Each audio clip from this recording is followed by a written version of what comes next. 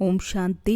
ಇಂದಿನ ದಿನಾಂಕ 7/2/2024. ಮಧುರ ಮಕ್ಕಳೇ, ಆತ್ಮ ಅಭಿಮಾನವು ವಿಶ್ವದ ಮಾಲೀಕರನ್ನಾಗಿ ಮಾಡುತ್ತದೆ. ದೇಹಾಭಿಮಾನವು ಕಂಗಾಲರನ್ನಾಗಿ ಮಾಡುತ್ತದೆ. ಆದ್ದರಿಂದ ಆತ್ಮ ಅಭಿಮಾನಿ ಭವ. ಪ್ರಶ್ನೆ: ಯಾವ ಅಭ್ಯಾಸವು ಅಶರೀರಿಯಾಗುವುದರಲ್ಲಿ ಬಹಳ ಸಹಯೋಗ ಕೊಡುತ್ತದೆ? ಉತ್ತರ: ತಮ್ಮನ್ನು ಸದಾ ಪಾತ್ರಧಾರಿ ಎಂದು ತಿಳಿಯಿರಿ. ಹೇಗೆ ಪಾತ್ರಧಾರಿಯ ಪಾತ್ರವು ಮುಕ್ತಾಯವಾಗುತ್ತಿದ್ದಂತೆಯೇ ವಸ್ತ್ರವನ್ನು ತೆಗೆದು ಬಿಡುತ್ತಾರೆ, ಹಾಗೆಯೇ ತಾವು ಮಕ್ಕಳು ಸಹ ಈ ಅಭ್ಯಾಸ ಮಾಡಬೇಕು. ಕರ್ಮವು ಮುಕ್ತಾಯವಾಗುತ್ತಿದ್ದಂತೆಯೇ ಹಳೆಯ ವಸ್ತ್ರವನ್ನು ಬಿಟ್ಟು ಅಶರೀರಿಯಾಗಿ ಬಿಡಿ. ಆತ್ಮಗಳು ಸಹೋದರ ಸಹೋದರನಾಗಿದೆ. ಈ ಅಭ್ಯಾಸವನ್ನು ಮಾಡುತ್ತಾ ಇರಿ. ಇದೇ ಪಾವನರಾಗುವ ಸಹಜ ಸಾಧನವಾಗಿದೆ. ಶರೀರವನ್ನು ನೋಡುವುದರಿಂದ ಕೆಟ್ಟ ವಿಚಾರಗಳು ನಡೆಯುತ್ತವೆ. ಆದ್ದರಿಂದ ಅಶರೀರಿಗಳಾಗಿ. ಓಂ ಶಾಂತಿ. ತಂದೆಯು ಕುಳಿತು ಮಕ್ಕಳಿಗೆ ತಿಳಿಸುತ್ತಾರೆ, ಏಕೆಂದರೆ ಬಹಳ ಬುದ್ಧಿಹೀನರಾಗಿ ಬಿಟ್ಟಿದ್ದೀರಿ. 5000 ವರ್ಷಗಳ ಹಿಂದೆಯೂ ಸಹ ನಿಮಗೆ ತಿಳಿಸಿದ್ದೆನು ಮತ್ತು ದೈವಿ ಕರ್ಮವನ್ನು ಕಲಿಸಿದ್ದೆನು. ನೀವು ದೇವಿ ದೇವತಾ ಧರ್ಮದಲ್ಲಿ ಬಂದಿದ್ದೀರಿ.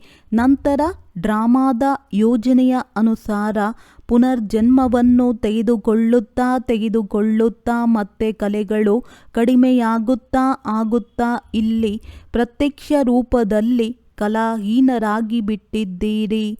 ಏಕೆಂದರೆ ಇದು ತಮೋಪ್ರಧಾನ ರಾವಣ ರಾಜ್ಯವಾಗಿದೆ.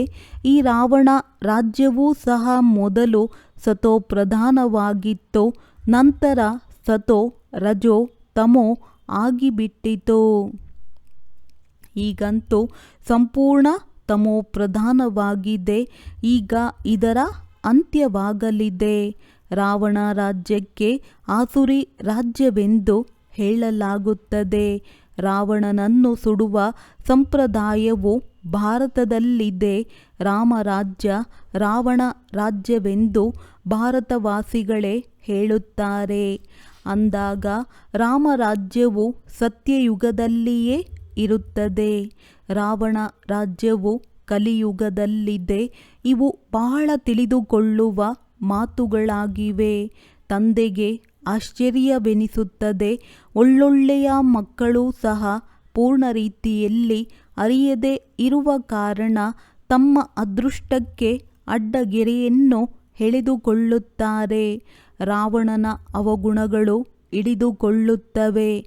ತಾವೇ ದೈವಿ ಗುಣಗಳ ವರ್ಣನೆಯನ್ನು ಮಾಡುತ್ತಾರೆ. ತಂದೆಯು ತಿಳಿಸುತ್ತಾರೆ, ನೀವು ಅದೇ ದೇವತೆಗಳಾಗಿದ್ದೀರಿ. ನೀವೇ 84 ಜನ್ಮಗಳನ್ನು ಭೋಗಿಸಿದ್ದೀರಿ. ನೀವೇಕೆ ತಮೋಪ್ರಧಾನರಾಗಿದ್ದೀರಿ ಎಂಬ ಅಂತರವನ್ನು ತಿಳಿಸಲಾಗಿದೆ. ಇದು ರಾವಣ ರಾಜ್ಯವಾಗಿದೆ. ರಾವಣನೇ ಎಲ್ಲರಿಗಿಂತ ದೊಡ್ಡ ಶತ್ರುವಾಗಿದ್ದಾನೆ.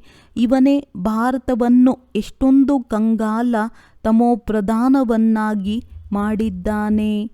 ರಾಮರಾಜ್ಯದಲ್ಲಿ ಇಷ್ಟೊಂದು ಮನುಷ್ಯರಿರುವುದಿಲ್ಲ. ಅಲ್ಲಿ ಒಂದು ಧರ್ಮವಿರುತ್ತದೆ.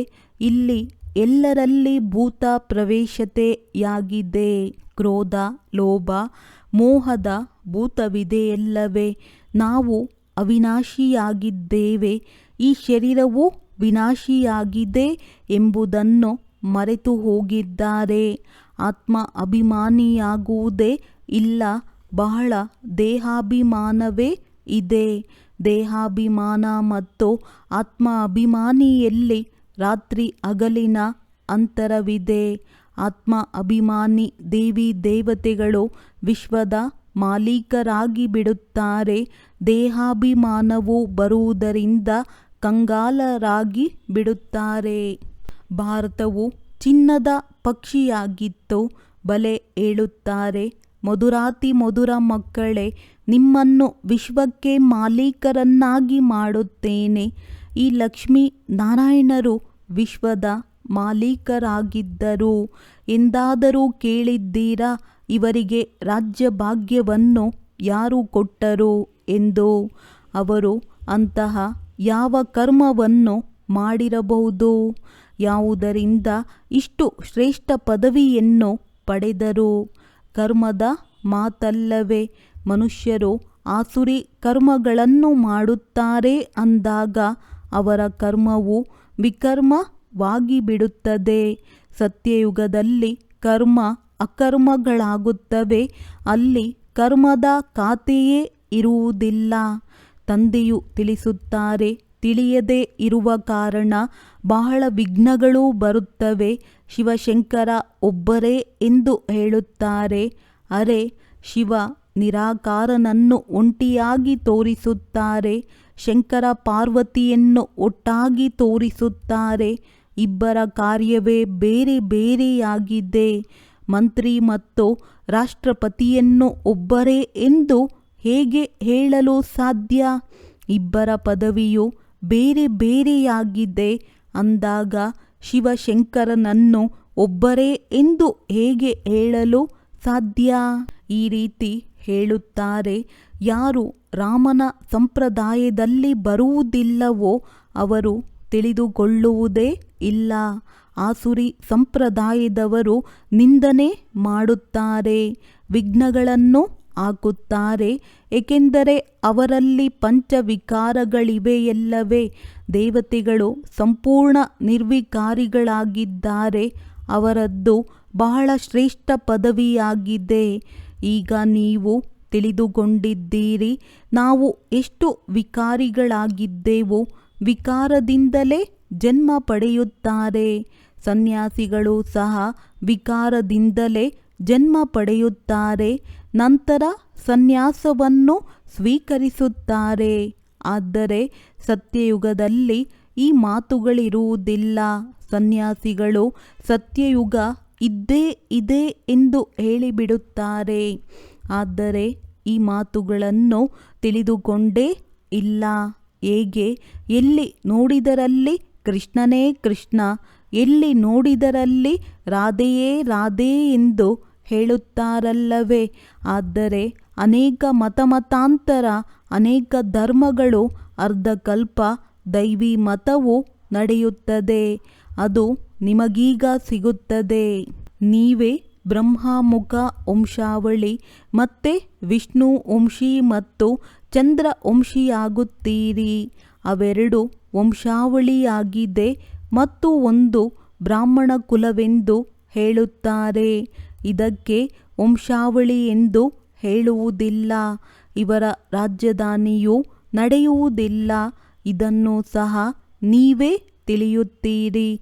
ನಿಮ್ಮಲ್ಲಿ ಕೆಲವರಷ್ಟೇ ತಿಳಿಯುತ್ತೀರಿ. ಕೆಲವರಂತೂ ಸುಧಾರಣೆಯಾಗುವುದೇ ಇಲ್ಲ. ಯಾವುದಾದರೊಂದು ಭೂತವಿರುತ್ತದೆ. ಲೋಭದ ಭೂತ, ಕ್ರೋಧದ ಭೂತವಿದೆಯಲ್ಲವೇ. ಸತ್ಯಯುಗದಲ್ಲಿ ಯಾವುದೇ ಭೂತವಿರುವುದಿಲ್ಲ. ಅಲ್ಲಿ ದೇವತೆಗಳಿರುತ್ತಾರೆ. ಬಹಳ ಸುಖಿಯಾಗಿರುತ್ತಾರೆ. ಭೂತವೇ ದುಃಖ ಕೊಡುತ್ತದೆ. ಕಾಮದ ಭೂತವು ಆದಿ ಮಧ್ಯ ಅಂತ್ಯದಲ್ಲಿ ದುಃಖವನ್ನು ಕೊಡುತ್ತದೆ. ಇದರಲ್ಲಿ ಬಹಳ ಪರಿಶ್ರಮ ಪಡಬೇಕಾಗುತ್ತದೆ. ಚಿಕ್ಕಮ್ಮನ ಮನೆಯಂತಲ್ಲ. ತಂದೆಯು ತಿಳಿಸುತ್ತಾ ಇರುತ್ತಾರೆ, ತಮ್ಮನ್ನು ಸಹೋದರ ಸಹೋದರಿ ಎಂದು ತಿಳಿಯಿರಿ. ಆಗ ಕೆಟ್ಟ ದೃಷ್ಟಿಯು ಇರುವುದಿಲ್ಲ. ಪ್ರತಿಯೊಂದು ಮಾತಿನಲ್ಲಿ ಧೈರ್ಯವೂ ಬೇಕು.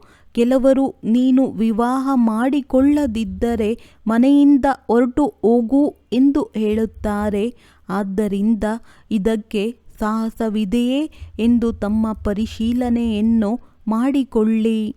ನೀವು ಮಕ್ಕಳು ಬಹಳ ಪದಮಾಪದಂ ಭಾಗ್ಯಶಾಲಿಗಳಾಗುತ್ತಿದ್ದೀರಿ. ಇದೆಲ್ಲವೂ ಸಮಾಪ್ತಿಯಾಗುತ್ತದೆ. ಎಲ್ಲವೂ ಮಣ್ಣು ಪಾಲಾಗುವುದಿದೆ. ಕೆಲವರಂತೂ ಒಳ್ಳೆಯ ಸಾಹಸವನ್ನಿಟ್ಟು ನಡೆಯುತ್ತಾರೆ. ಇನ್ನು ಕೆಲವರು ಸಾಹಸವನ್ನಿಟ್ಟ ಮೇಲೆ ಅನುತ್ತೀರ್ಣರಾಗಿ ಬಿಡುತ್ತಾರೆ. ತಂದೆಯು ಪ್ರತಿಯೊಂದು ಮಾತಿನಲ್ಲಿ ತಿಳಿಸುತ್ತಿರುತ್ತಾರೆ. ಆದರೆ ಮಾಡಲಿಲ್ಲವೆಂದರೆ ಅವರದ್ದು ಪೂರ್ಣ ಯೋಗವಿಲ್ಲವೆಂದು ತಿಳಿಯುತ್ತಾರೆ. ಭಾರತದ ಪ್ರಾಚೀನ ರಾಜಯೋಗವಂತೂ ಪ್ರಸಿದ್ಧವಾಗಿದೆ. ಈ ಯೋಗದಿಂದ ನೀವು ವಿಶ್ವದ ಮಾಲೀಕರಾಗುತ್ತೀರಿ. ಈ ವಿದ್ಯೆಯು ಸಂಪಾದನೆಗೆ ಮೂಲವಾಗಿದೆ. ವಿದ್ಯೆಯಿಂದಲೇ ನೀವು ನಂಬರ್ ವಾರ್ ಶ್ರೇಷ್ಠ ಪದವಿಯನ್ನು ಪಡೆಯುತ್ತೀರಿ. ಸಹೋದರ ಸಹೋದರಿಯ ಸಂಬಂಧದಲ್ಲಿಯೂ ಬುದ್ಧಿಯು ಚಲಾಯಮಾನವಾಗುತ್ತದೆ. ಆದ್ದರಿಂದ ತಂದೆಯು ಇದಕ್ಕಿಂತಲೂ ಮೇಲೆ ತೆಗೆದುಕೊಂಡು ಹೋಗುತ್ತಾರೆ. ತಮ್ಮನ್ನು ಆತ್ಮನೆಂದು ತಿಳಿಯಿರಿ. ಅನ್ಯರನ್ನು ಆತ್ಮವು ಸಹೋದರ ಸಹೋದರನೆಂದು ತಿಳಿಯಿರಿ. ನಾವೆಲ್ಲರೂ ಸಹೋದರ ಸಹೋದರನಾಗಿದ್ದೇವೆಂದರೆ ಬೇರೆ ದೃಷ್ಟಿಯು ಇರುವುದೇ ಇಲ್ಲ. ಶರೀರವನ್ನು ನೋಡುವುದರಿಂದಲೇ ಕೆಟ್ಟ ವಿಚಾರಗಳು ಬರುತ್ತವೆ. ಆದ್ದರಿಂದ ತಂದೆಯು ಹೇಳುತ್ತಾರೆ, ಅಶರೀರಿ ಭವ, ದೇಹಿ ಅಭಿಮಾನಿ ಭವ. ತಮ್ಮನ್ನು ಆತ್ಮನೆಂದು ತಿಳಿಯಿರಿ. ಆತ್ಮವು ಅವಿನಾಶಿಯಾಗಿದೆ. ಶರೀರದಿಂದ ಪಾತ್ರವನ್ನಭಿನಯಿಸಿದ್ದೀರಿ.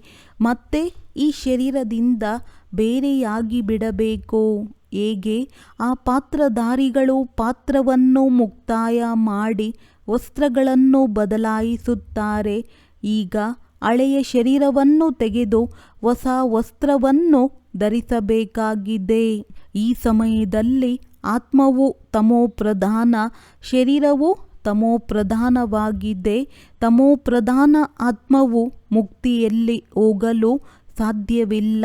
ಪವಿತ್ರವಾದಾಗಲೇ ಹೋಗಲು ಸಾಧ್ಯ. ಅಪವಿತ್ರ ಆತ್ಮವು ಹಿಂತಿರುಗಿ ಹೋಗಲು ಸಾಧ್ಯವಿಲ್ಲ. ಇಂಥವರು ಬ್ರಹ್ಮದಲ್ಲಿ ಲೀನವಾದರೆಂದು ಸುಳ್ಳನ್ನು ಹೇಳುತ್ತಿರುತ್ತಾರೆ. ಆದರೆ ಒಬ್ಬರು ಹೋಗಲು ಸಾಧ್ಯವಿಲ್ಲ. ಹೇಗೆ ವೃಕ್ಷವು ಮಾಡಲ್ಪಟ್ಟಿದೆಯೋ ಹಾಗೆಯೇ ಇರುತ್ತದೆ. ಇದನ್ನು ನೀವು ಬ್ರಾಹ್ಮಣ ಮಕ್ಕಳು ಅರಿತಿದ್ದೀರಿ. ಗೀತೆಯಲ್ಲಿ ಬ್ರಾಹ್ಮಣರ ಹೆಸರನ್ನು ಎಲ್ಲಿಯೂ ತೋರಿಸಿಲ್ಲ. ಇದನ್ನಂತೂ ತಿಳಿಸುತ್ತಾರೆ, ಪ್ರಜಾಪಿತ ಬ್ರಹ್ಮರವರ ಶರೀರದಲ್ಲಿ ಪ್ರವೇಶ ಮಾಡುತ್ತೇನೆ. ಅವಶ್ಯವಾಗಿ ದತ್ತು ಮಾಡಿಕೊಳ್ಳಬೇಕು. ಆ ಬ್ರಾಹ್ಮಣರು ವಿಕಾರಿಗಳಾಗಿದ್ದಾರೆ. ನೀವು ನಿರ್ವಿಕಾರಿಗಳಾಗಿದ್ದೀರಿ. ನಿರ್ವಿಕಾರಿಗಳಾಗುವುದರಲ್ಲಿ ಬಹಳ ದುಃಖವನ್ನು ಸಹನೆ ಮಾಡಬೇಕಾಗುತ್ತದೆ. ಈ ನಾಮರೂಪವನ್ನು ನೋಡುವುದರಿಂದ ಅನೇಕ ವಿಕಲ್ಪಗಳು ಬರುತ್ತವೆ. ಸಹೋದರ ಸಹೋದರಿಯ ಸಂಬಂಧದಲ್ಲಿಯೂ ಸಹ ಬೀಳುತ್ತಾರೆ. ಬಾಬಾ, ನಾವು ಬಿದ್ದು ಹೋದೆವು, ಮುಖ ಕಪ್ಪು ಮಾಡಿಕೊಂಡೆವೆಂದು ಹೇಳುತ್ತಾರೆ. ತಂದೆಯು ತಿಳಿಸುತ್ತಾರೆ, ವಾ ಸಹೋದರ ಸಹೋದರಿಯಾಗಿರಿ ಎಂದು ನಾನೇ ಹೇಳಿದ್ದೆನು. ಆದರೆ ನೀವು ಇಂತಹ ಕೆಟ್ಟ ಕೆಲಸವನ್ನು ಮಾಡಿದ್ದೀರಿ. ಅದಕ್ಕೆ ಪ್ರತಿಫಲವಾಗಿ ಕಠಿಣ ಶಿಕ್ಷೆಯು ಸಿಕ್ಕಿಬಿಡುವುದು.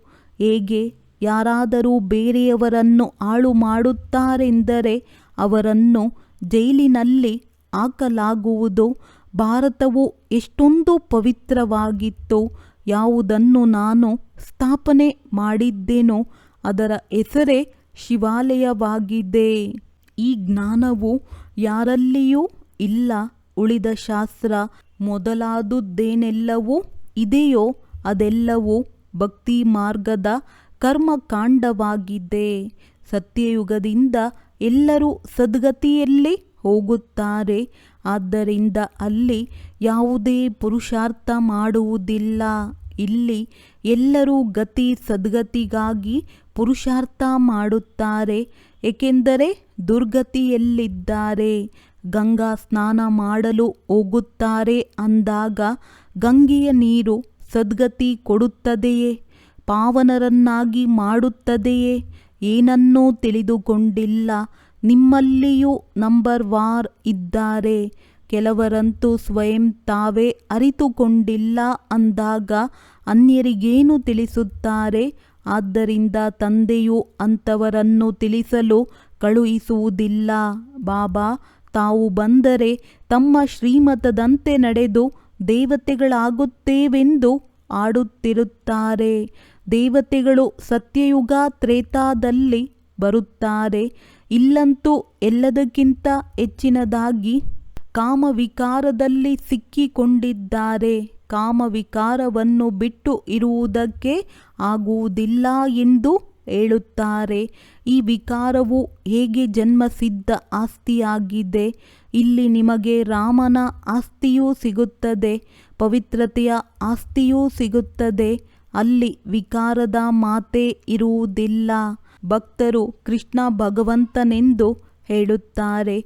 ನೀವು ಅವರನ್ನು 84 ಜನ್ಮಗಳಲ್ಲಿ ತೋರಿಸುತ್ತೀರಿ. ಅರೆ, ಭಗವಂತನಂತೂ ನಿರಾಕಾರನಾಗಿದ್ದಾರೆ. ಅವರ ಹೆಸರು ಶಿವ ಎಂದಾಗಿದೆ. ತಂದೆಯು ಎಷ್ಟೊಂದು ಚೆನ್ನಾಗಿ ತಿಳಿಸುತ್ತಾರೆ. ದಯೆಯೂ ಬರುತ್ತದೆ. ದಯಾಹೃದಯಿ ಆಗಿದ್ದಾರಲ್ಲವೇ. ಎಷ್ಟೊಂದು ಒಳ್ಳೆಯ ಬುದ್ಧಿವಂತ ಮಕ್ಕಳಿದ್ದಾರೆ. ಆಡಂಬರವೂ ಚೆನ್ನಾಗಿದೆ. ಯಾರಲ್ಲಿ ಜ್ಞಾನ ಮತ್ತು ಯೋಗದ ಶಕ್ತಿ ಇದೆಯೋ ಅವರು ಆಕರ್ಷಿತರನ್ನಾಗಿ ಮಾಡುತ್ತಾರೆ. ವಿದ್ಯಾವಂತರಿಗೆ ಒಳ್ಳೆಯ ಸತ್ಕಾರ ಸಿಗುತ್ತದೆ. ಅವಿದ್ಯಾವಂತರಿಗೆ ಸತ್ಕಾರವೂ ಸಿಗುವುದಿಲ್ಲ. ಇದಂತೂ ನಿಮಗೆ ಗೊತ್ತಿದೆ. ಈ ಸಮಯದಲ್ಲಿ ಎಲ್ಲರೂ ಆಸುರಿ ಸಂಪ್ರದಾಯದವರಾಗಿದ್ದಾರೆ. ಏನನ್ನೂ ತಿಳಿಯುವುದಿಲ್ಲ. ಶಿವ ಮತ್ತು ಶಂಕರನ ಚಿತ್ರವಂತೂ ಬಹಳ ಸ್ಪಷ್ಟವಾಗಿದೆ. ಶಿವನು ಮೂಲ ವತನದಲ್ಲಿರುತ್ತಾರೆ, ಶಂಕರನು ಸೂಕ್ಷ್ಮ ವತನದಲ್ಲಿರುತ್ತಾರೆ. ಅಂದ ಮೇಲೆ ಇಬ್ಬರೂ ಒಂದೇ ಆಗಲು ಹೇಗೆ ಸಾಧ್ಯ? ಇದಂತೂ ತಮೋ ಪ್ರಧಾನ ಪ್ರಪಂಚವಾಗಿದೆ. ರಾವಣನು ಶತ್ರು ಆಸುರಿ ಸಂಪ್ರದಾಯದವನಾಗಿದ್ದಾನೆ. ಇವನು ತನ್ನ ಸಮಾನರನ್ನಾಗಿ ಮಾಡಿಕೊಳ್ಳುತ್ತಾನೆ. ಈಗ ತಂದೆಯು ನಿಮ್ಮನ್ನು ತನ್ನ ಸಮಾನ ದೈವಿ ಸಂಪ್ರದಾಯದವರನ್ನಾಗಿ ಮಾಡುತ್ತಾರೆ. ಅಲ್ಲಿ ರಾವಣನಿರುವುದಿಲ್ಲ. ಅರ್ಧಕಲ್ಪ ರಾವಣನನ್ನು ಸುಡುತ್ತಾರೆ. ರಾಮರಾಜ್ಯವಂತೂ ಸತ್ಯಯುಗದಲ್ಲಿರುತ್ತದೆ. ಗಾಂಧೀಜಿಯೂ ಸಹ ರಾಮರಾಜ್ಯವನ್ನು ಬಯಸುತ್ತಿದ್ದರು. ಆದರೆ ಅವರು ರಾಮರಾಜ್ಯವನ್ನು ಸ್ಥಾಪನೆ ಮಾಡಲು ಹೇಗೆ ಸಾಧ್ಯ? ಅವರು ಯಾವುದೇ ಆತ್ಮ ಅಭಿಮಾನಿಯಾಗುವ ಶಿಕ್ಷಣವನ್ನು ಕೊಡುತ್ತಿರಲಿಲ್ಲ. ತಂದೆಯೇ ಸಂಗಮ ಯುಗದಲ್ಲಿ ಹೇಳುತ್ತಾರೆ, ಆತ್ಮಾಭಿಮಾನಿಗಳಾಗಿ ಇದು ಉತ್ತಮರಾಗುವ ಯುಗವಾಗಿದೆ. ತಂದೆಯು ಎಷ್ಟೊಂದು ಪ್ರೀತಿಯಿಂದ ತಿಳಿಸುತ್ತಿರುತ್ತಾರೆ. ಅಂದ ಮೇಲೆ ಗಳಿಗೆ ಗಳಿಗೆಯೂ ತಂದೆಯನ್ನು ಎಷ್ಟೊಂದು ಪ್ರೀತಿಯಿಂದ ನೆನಪು ಮಾಡಬೇಕು. ಬಾಬಾ ತಮ್ಮದು ಚಮತ್ಕಾರವಾಗಿದೆ. ನಾವು ಎಷ್ಟೊಂದು ಕಲ್ಲು ಬುದ್ಧಿಯವರಾಗಿದ್ದೆವು. ತಾವು ಎಷ್ಟೊಂದು ಶ್ರೇಷ್ಠರನ್ನಾಗಿ ಮಾಡುತ್ತಿದ್ದೀರಿ. ತಮ್ಮ ಮತವನ್ನು ಬಿಟ್ಟು ಮತ್ಯಾರ ಮತದಂತೆಯೂ ನಡೆಯುವುದಿಲ್ಲ. ಅಂತ್ಯದಲ್ಲಿ ಎಲ್ಲರೂ ಹೇಳುತ್ತಾರೆ, ಅವಶ್ಯವಾಗಿ ಬ್ರಹ್ಮ ಕುಮಾರ ಕುಮಾರಿಯರು ದೈವಿ ಮತದಂತೆ ನಡೆಯುತ್ತಿದ್ದಾರೆ. ಎಷ್ಟೊಂದು ಒಳ್ಳೊಳ್ಳೆಯ ಮಾತುಗಳನ್ನು ತಿಳಿಸುತ್ತಾರೆ. ಆದಿ ಮಧ್ಯ ಅಂತ್ಯದ ಪರಿಚಯವನ್ನು ಕೊಡುತ್ತಾರೆ. ನಡವಳಿಕೆಯನ್ನು ಸುಧಾರಣೆ ಮಾಡುತ್ತಾರೆ. ಒಳ್ಳೆಯದು ಮಧುರಾತಿ ಮಧುರ ಅಗಲಿ ಹೋಗಿ ಮರಳಿ ಸಿಕ್ಕಿರುವಂತಹ ಮಕ್ಕಳಿಗೆ ಪ್ರೀತಿಯ ಮಾತ್ಪಿತಾ ಬಾಪ್ತಾದಾರವರ ನೆನಪು, ಪ್ರೀತಿ ಹಾಗೂ ಸುಪ್ರಭಾತ. ಆತ್ಮೀಯ ಮಕ್ಕಳಿಗೆ ಆತ್ಮೀಯ ತಂದೆಯ ನಮಸ್ತೆ. ಧಾರಣೆಗಾಗಿ ಮುಖ್ಯ ಸಾರ: ದೃಷ್ಟಿಯನ್ನು ಶುದ್ಧ ಪವಿತ್ರವನ್ನಾಗಿ ಮಾಡಿಕೊಳ್ಳುವುದಕ್ಕಾಗಿ ಯಾರ ನಾಮರೂಪವನ್ನು ನೋಡದೆ ಅಶರೀರಿಯಾಗುವ ಅಭ್ಯಾಸ ಮಾಡಬೇಕು. ಸ್ವಯಂವನ್ನು ಆತ್ಮನೆಂದು ತಿಳಿದು ಸಹೋದರ ಆತ್ಮನೊಂದಿಗೆ ಮಾತನಾಡಬೇಕು. ಸರ್ವರ ಸತ್ಕಾರವನ್ನು ಪ್ರಾಪ್ತಿ ಮಾಡಿಕೊಳ್ಳಲು ಜ್ಞಾನಯೋಗದ ಶಕ್ತಿಯನ್ನು ಧಾರಣೆ ಮಾಡಿಕೊಳ್ಳಬೇಕಾಗಿದೆ. ದೈವಿ ಗುಣಗಳಿಂದ ಸಂಪನ್ನರಾಗಬೇಕು. ನಡವಳಿಕೆಯನ್ನು ಸುಧಾರಣೆ ಮಾಡುವ ಸೇವೆ ಮಾಡಬೇಕು. ವರದಾನ: ಕಾಯಿಲೆ ಪ್ರಜ್ಞೆಯಲ್ಲಿರುವ ಬದಲು ಖುಷಿ ಖುಷಿಯಿಂದ ಲೆಕ್ಕಾಚಾರ ಚುಕ್ತು ಮಾಡುವಂತಹ ಆತ್ಮ ಅಭಿಮಾನಿ ಭವ. ಶರೀರವಂತೂ ಎಲ್ಲರದ್ದೂ ಹಳೆಯದಾಗಿದೆ. ಪ್ರತಿಯೊಬ್ಬರಿಗೂ ಯಾವುದಾದರೂ ಒಂದು ಚಿಕ್ಕದು ಇಲ್ಲ ದೊಡ್ಡ ಕಾಯಿಲೆ ಇದೆ. ಆದರೆ ಒಂದು ವೇಳೆ ಶರೀರದ ಪ್ರಭಾವ ಮನಸ್ಸಿನ ಮೇಲೆ ಬೀರಿದರೆ ಡಬಲ್ ಕಾಯಿಲೆಯಾಗಿ ಕಾಯಿಲೆ ಪ್ರಜ್ಞೆ ಉಳ್ಳವರಾಗಿ ಬಿಡುತ್ತಾರೆ. ಆದ್ದರಿಂದ ಮನಸ್ಸಿನಲ್ಲಿ ಎಂದೂ ಸಹ ಕಾಯಿಲೆಯ ಸಂಕಲ್ಪವೂ ಬರಬಾರದು. ಆಗ ಹೇಳಲಾಗುವುದು ಆತ್ಮ ಅಭಿಮಾನಿ ಸ್ಥಿತಿ. ಕಾಯಿಲೆಯಿಂದ ಎಂದೂ ಗಾಬರಿಯಾಗಬೇಡಿ. ಸ್ವಲ್ಪವಾದರೂ ಔಷಧಿ ಎಂಬ ಫ್ರೂಟ್ ತಿಂದು ಅದಕ್ಕೆ ವಿದಾಯಿ ಕೊಟ್ಟು ಬಿಡಿ. ಖುಷಿ ಖುಷಿಯಿಂದ ಲೆಕ್ಕಾಚಾರ ಚುಕ್ತು ಮಾಡಿ. ಸ್ಲೋಗನ್: ಪ್ರತಿ ಗುಣ ಪ್ರತಿ ಶಕ್ತಿಯ ಅನುಭವ ಮಾಡುವುದು, ಅರ್ಥಾತ್ ಅನುಭವಿ ಮೂರ್ತಿಗಳಾಗುವುದು. ಒಳ್ಳೆಯದು. ಓಂ ಶಾಂತಿ.